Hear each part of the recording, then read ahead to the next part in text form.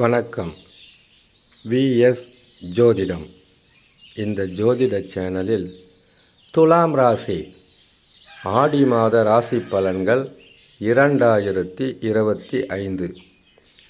துலாம் ராசிக்காரர்களுக்கு ஆடி மாதத்தில் கிரக மாற்றங்களால் தொடர் நற்பலன்கள் என்பது கிடைத்து கொண்டே இருக்கும். துலாம் ராசி என்பது சுக்கிர பகவான் ஆட்சி அமைக்கின்ற மற்றொரு ராசி. ஆனால் சனி பகவான் உச்சம் பெறுகின்ற ஒரே ராசி துலாம் ராசி.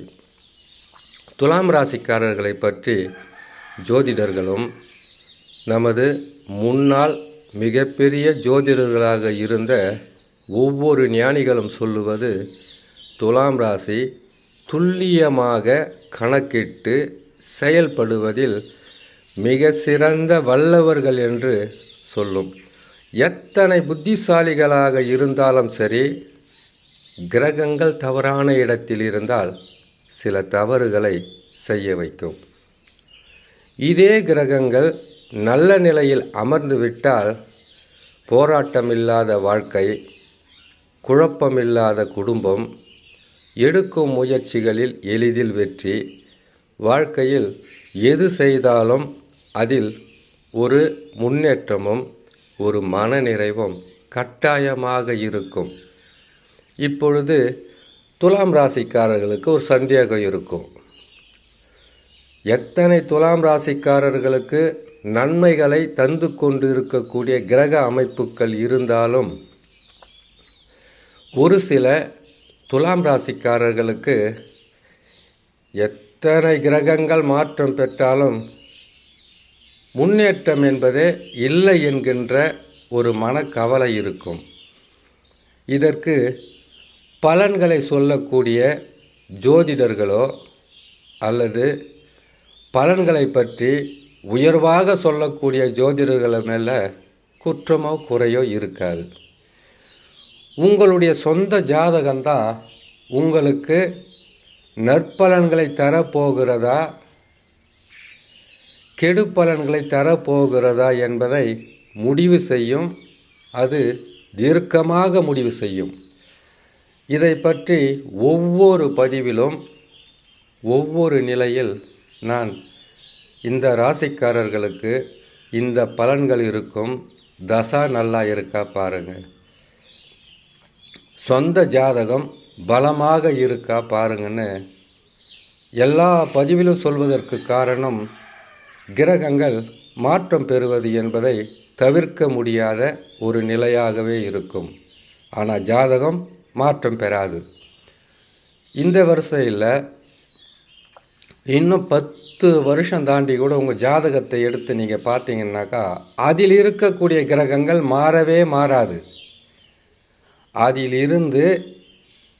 அதில் இருக்கக்கூடிய கிரகங்களுடைய தசாவாகப்பட்டது மாறினாலும் கிரகங்கள் மாற்றம் பெறாது. ஆனால் இப்பொழுது இருக்கக்கூடிய குரு, சனி, ராகு, கேதுக்கள் ஆண்டுதோறும் பயிற்சியாகலாம். ஆண்டுதோறும் நற்பலன்களாகவும் இருக்கலாம், கெடு பலன்களாகவும் இருக்கலாம்.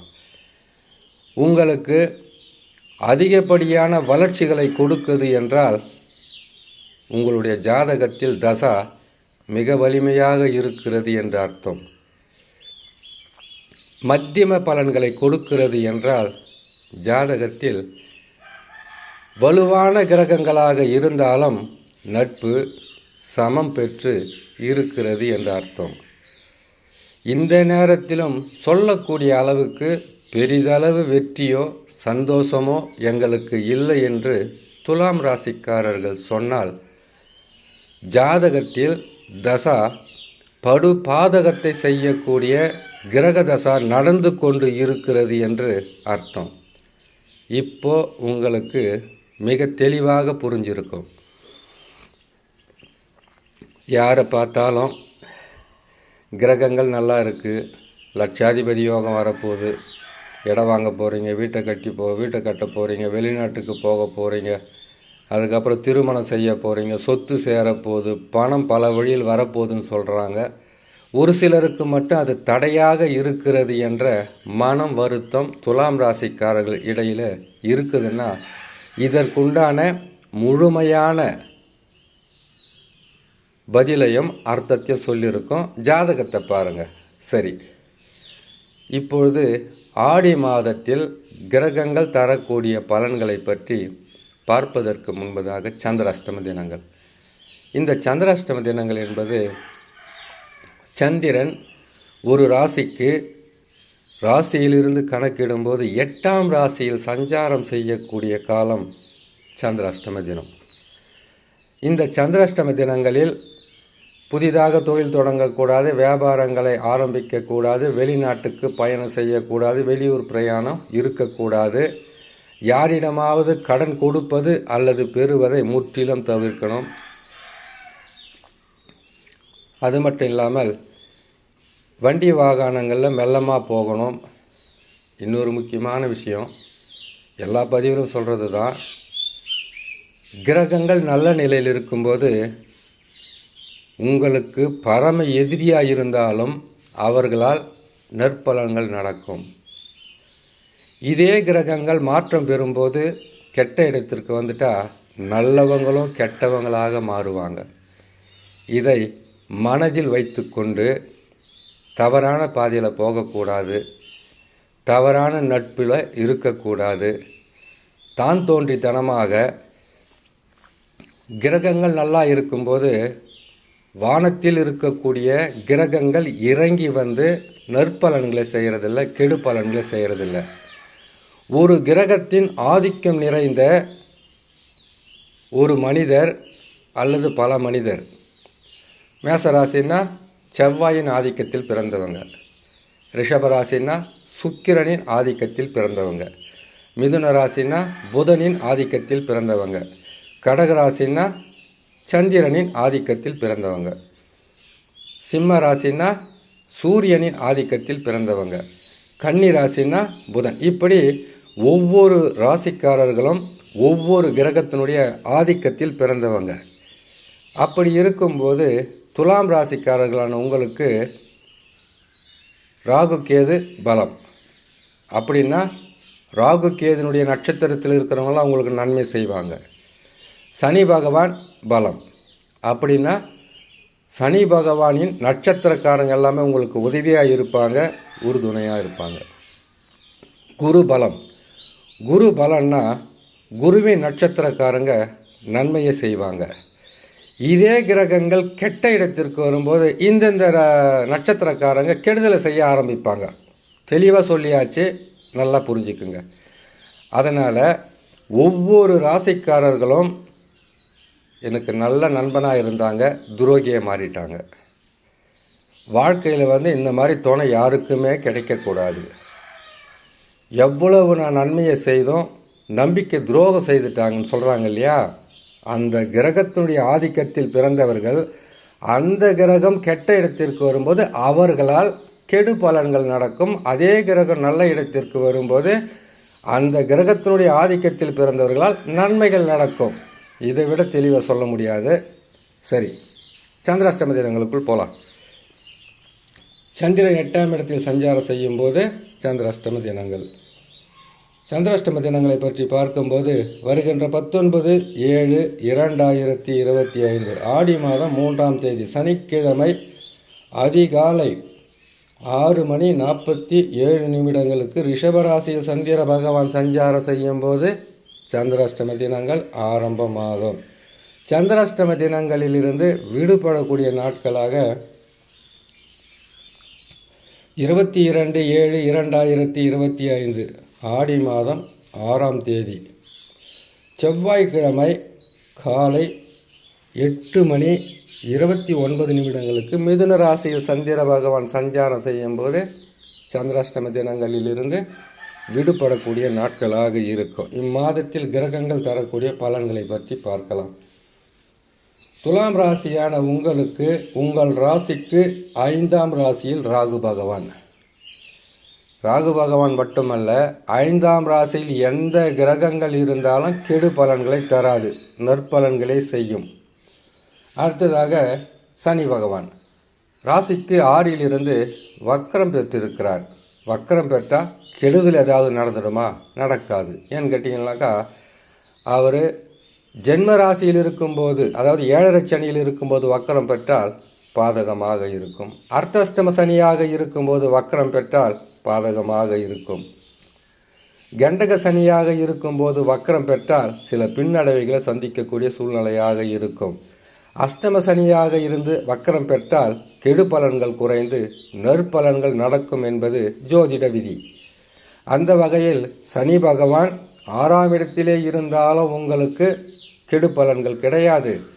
வக்கரம் பெற்றாலும் கெடு பலன்கள் கிடையாது. ஒருவேளை இந்த நேரத்தில் கெடு பலன்கள் நடந்தாலும் ராகு கேது குரு பகவான் பலமாக இருப்பதினால் துலாம் ராசிக்காரர்களுக்கு கவலையோ என்ன நடக்குமோ என்ற பயத்தை தவிர்த்து கடுமையாக உழைத்து கடுமையான முயற்சி செய்து முன்னேற்ற பாதைக்கு போங்க.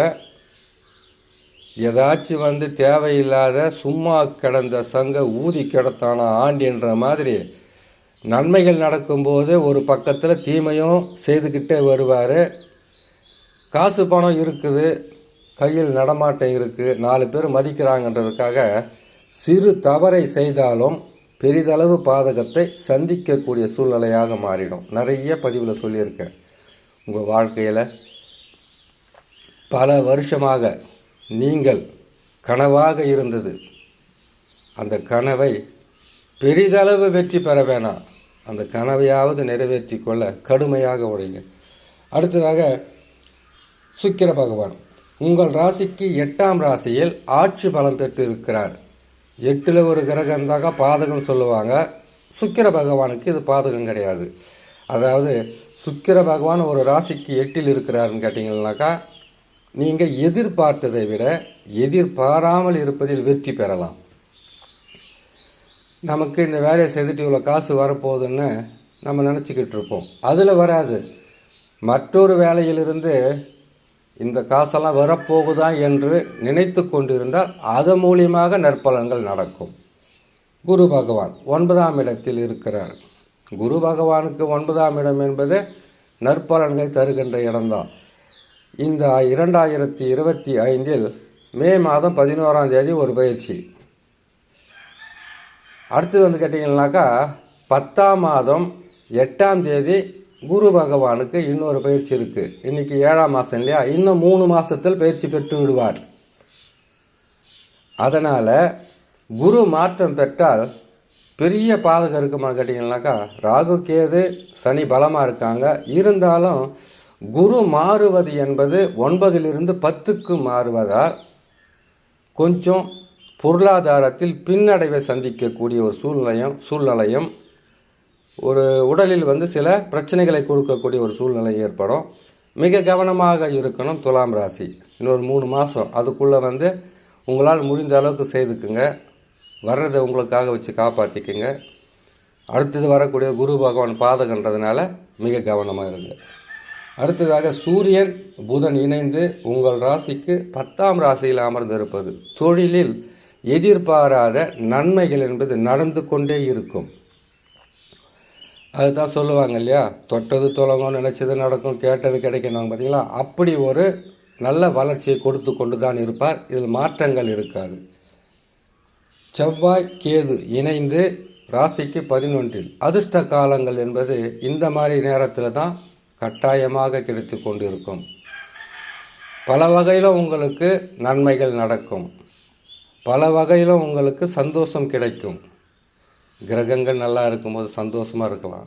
கிரகங்கள் கெட்டு போகும்போது மனம் என்பது வருத்தப்படும். என்றைக்குமே நல்ல காலம் என்பது சில வருடங்கள், கெட்ட காலம் என்பது பல வருடங்கள். இதற்கு காரணமாக நல்ல கிரகங்களை பார்த்துக்குங்க. சந்திரன், புதன், சுக்கிரன், குரு 4 கிரகங்கள் நல்ல கிரகங்கள். கெட்ட கிரகங்களை எடுத்துங்க. கெட்ட கிரகம்னாக்க கெட்ட திசை நினைக்காதீங்க, பாவ கிரகங்கள் சொல்லுவாங்க. சுபகிரகமாக சந்திரன், புதன், சுக்கிரன், குருவை சொன்னாலும் பாவ கிரகமாக சூரியன், செவ்வாய், சனி, ராகு, கேது சொல்லுவாங்க.